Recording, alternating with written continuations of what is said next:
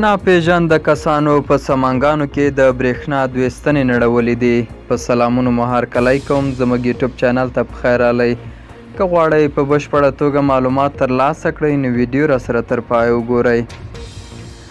سمنګانو کې ځایي سرچینو ادعا کړې چې دوشنبې شپه د چنګاښ پر شلمه د سمنګانو ولایت اړوند سیمو کې د وارداتي برېښنا دوې ستنې نړېدلې دي. ولسي سرچینې اشتې صبح ورځپاڼې ته وایي چې ناپېژانده کسانو په سمنګان او بلخ لویو لارو کې د برېښنا دوې ستنې نړولې دي. طالبانو تر اوسه په دې هکله څه نه دي ویلي. تېرو 2 میاشتو کې سمنګان کې د وارداتي برېښنا 15 ستنې ویجاړې شوي دي. څه موده مخکې د سمنګان اړوند سیمو کې د وارداتي برېښنا 3 ستنې چپه شوې وې. دا و زموږ نننۍ چمتو شوې ویډیو. تر بیا ښه وخت، ښې چارې.